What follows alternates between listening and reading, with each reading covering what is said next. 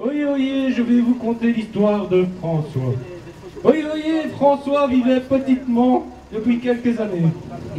Il avait perdu son emploi. Et l'État, dans sa grande bonté, lui versait une petite aumône, pour laquelle notre bon François devait prouver qu'il était un bon demandeur d'emploi. Quand un nouveau maître des lieux arriva, venant de sa province, où depuis plusieurs années, il envoyait combattre son fier chevalier Saint-Georges pour tuer un dragon obstiné, notre ami François crut un moment que sa vie s'améliorerait. Malheureusement, François bien vite déchanta, accompagné d'une vieille sorcière venue d'un nord lointain, appelée Décolinka. Le nouveau maître entreprit de pourrir encore plus la vie de François. Ils commencèrent par diminuer son tout petit revenu, puis de le traiter de tous les noms. Et après avoir obéi silencieusement aux directives presque aberrantes qui demandaient de chercher quelque chose qui n'existe presque plus, François fut attaqué de toutes parts parce que la société n'en voulait plus. Venez, approchez. Oyez, braves gens, passants et commerçants, jeunes et vieux, hommes et femmes. Aujourd'hui, on vous compte le procès de François, dont le seul crime est de ne pas avoir un emploi et de recevoir un tout petit revenu de l'État. N'en doutez pas, il est déjà condamné. Gouvernement et employeurs se sont déjà chargés, reprenant les arguments des petites gens, en leur faisant croire qu'ils étaient pertinents. François, comme beaucoup de demandeurs d'emploi, se retrouve innocent du côté des méchants. Mais François n'a pas encore vécu le pire du système de Koninka, qui exclut les bien pires.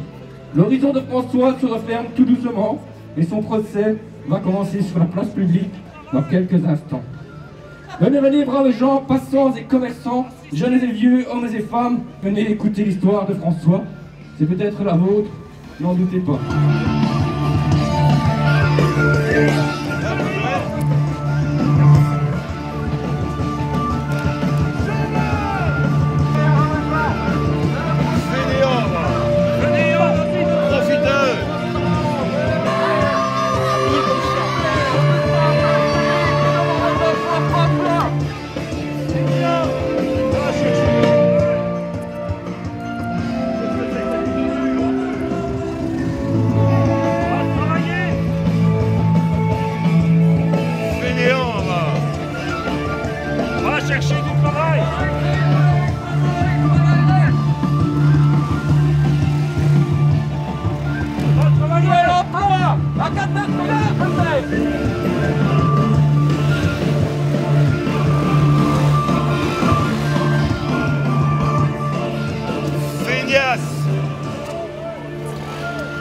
Fainéant!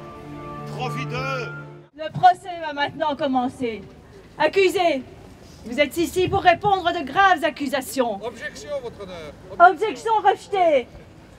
Coupable! Vous êtes ici en tant que chômeur, ce qui est une tare inacceptable dans notre société marchande. Nous allons d'ailleurs maintenant écouter Monsieur le procureur lire l'acte d'accusation. Monsieur le procureur, la parole est à vous. Merci, Madame la Présidente.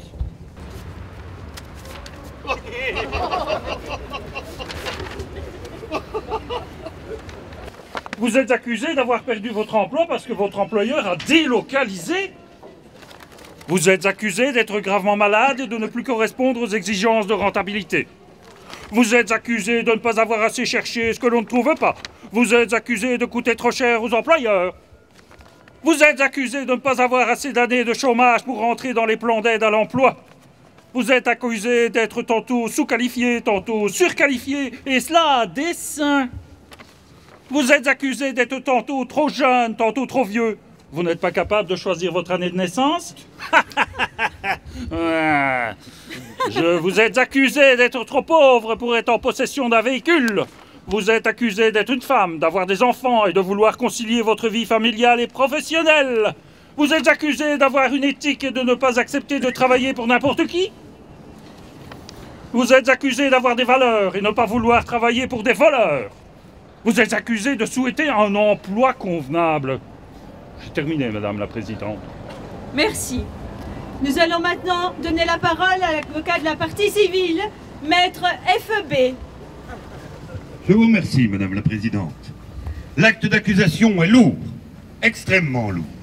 Aussi, dans votre propre intérêt, je vous demanderai de répondre honnêtement aux questions que je vais vous poser. D'accord. Je ne vous ai pas encore donné la parole.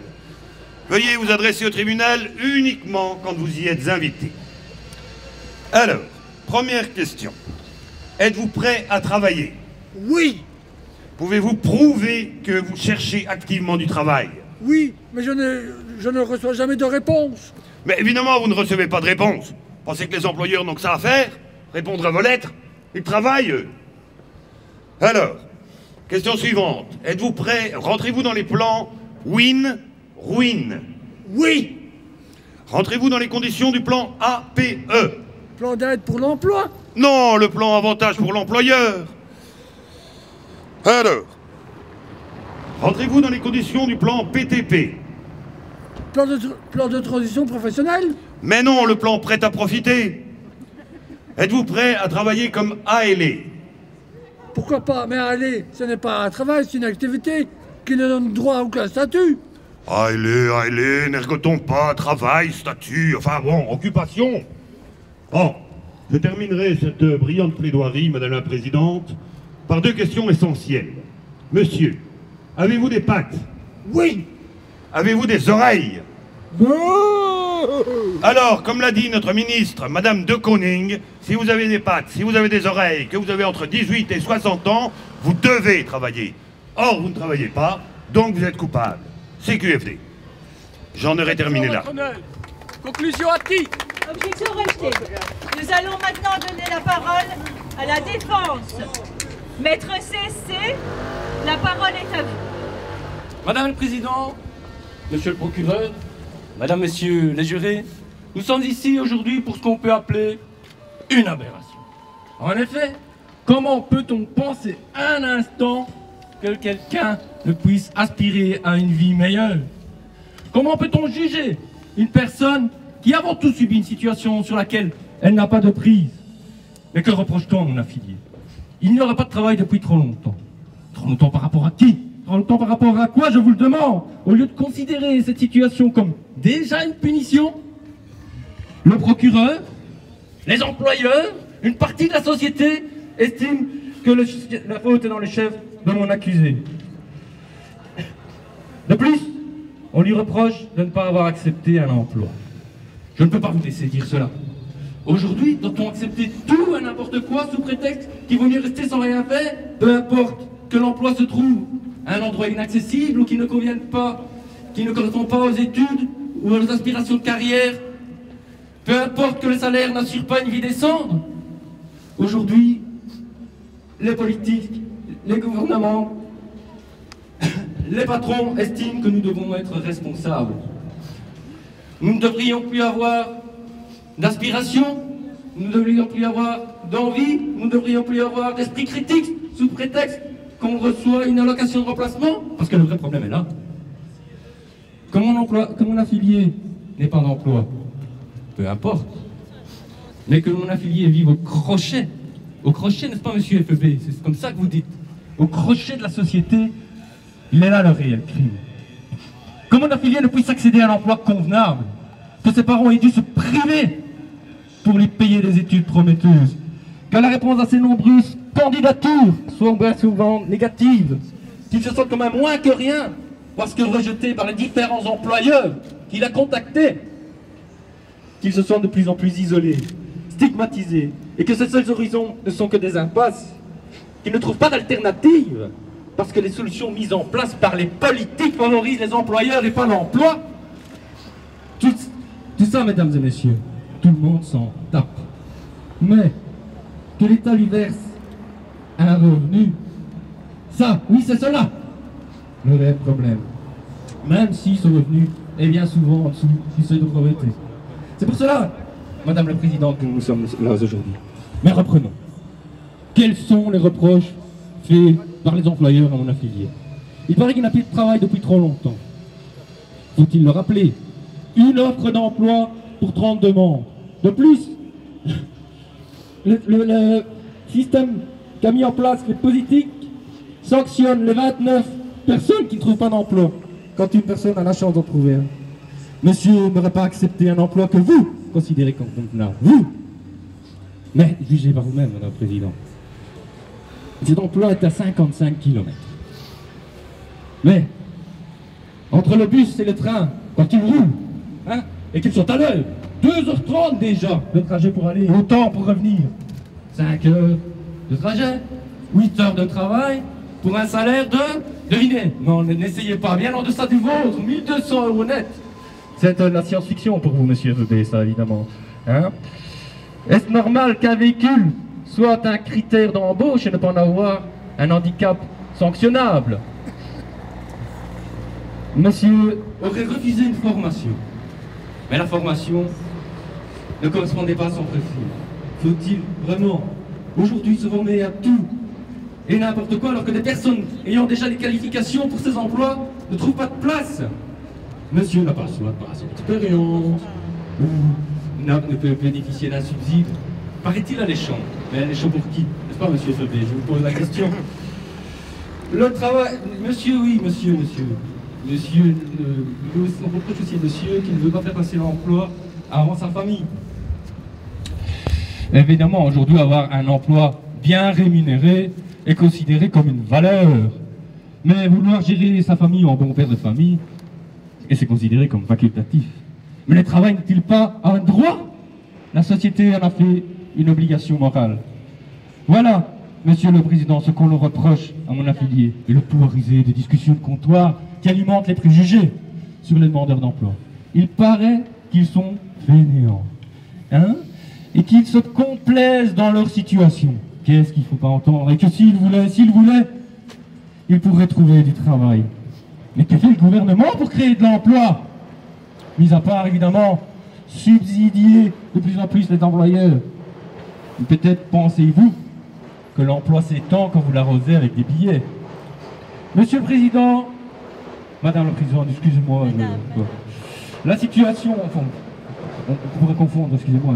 Madame la Présidente, la situation dans laquelle se trouve mon affilié, je vous l'ai démontré, n'a en rien sa faute.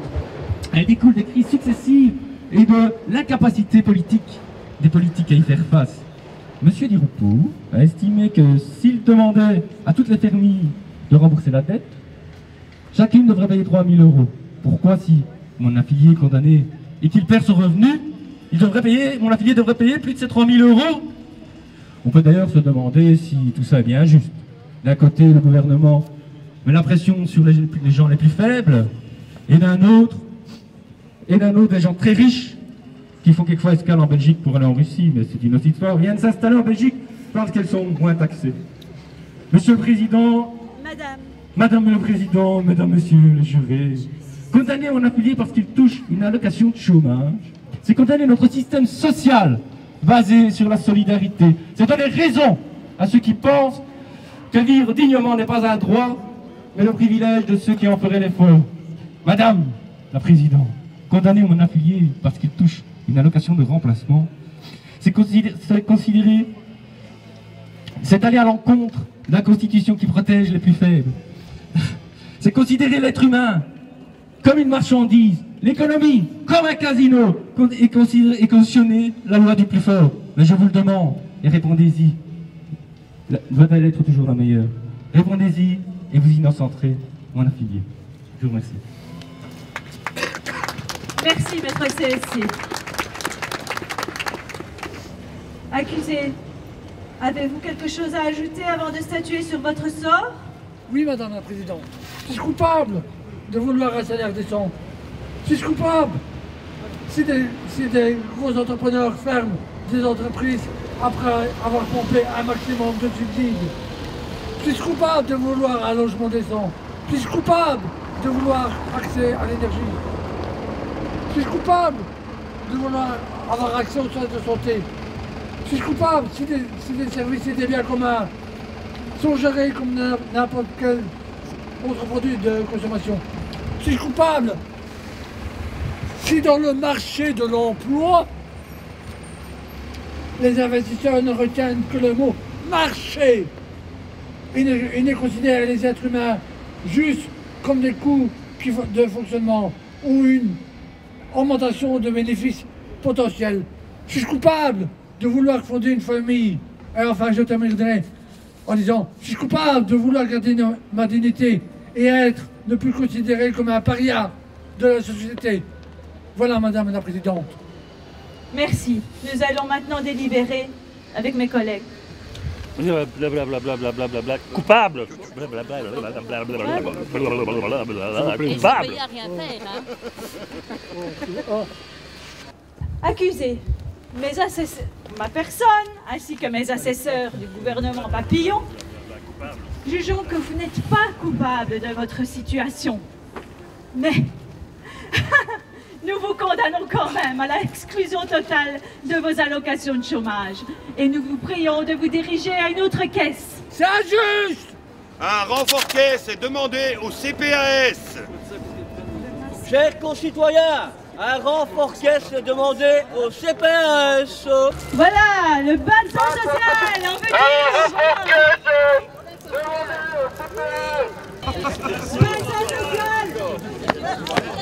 Bas de sang social. En voiture, en voilà. Bouillé. Un renfort caisse est demandé au CPS.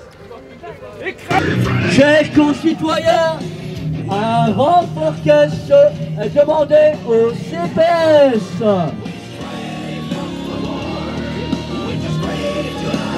Voici un nouvel chômeur exclu. Direction CPS.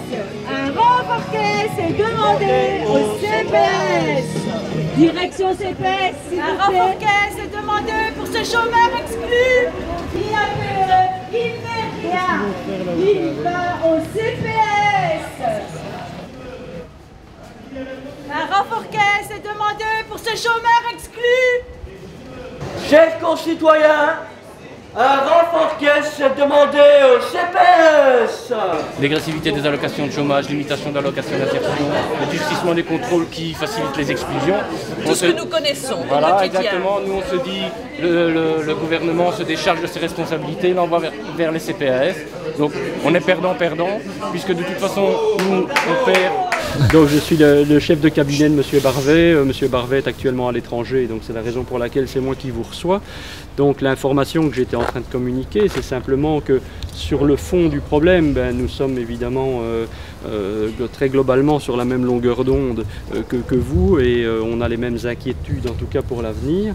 Et comme je disais, nous sommes en train d'élaborer pour l'instant notre budget 2013. On est un peu en retard parce que c'est difficile, et on se rend bien compte que les années qui viennent ne seront pas plus simples, et que avec les mesures qui sont en train d'être prises, le budget des CPS va être de plus en plus difficile à boucler.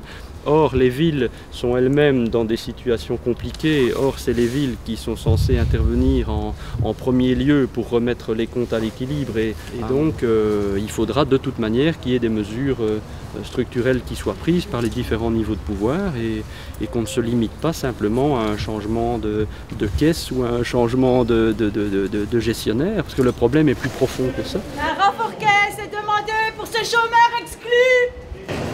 Chers concitoyens, un renfort caisse est demandé au CPS.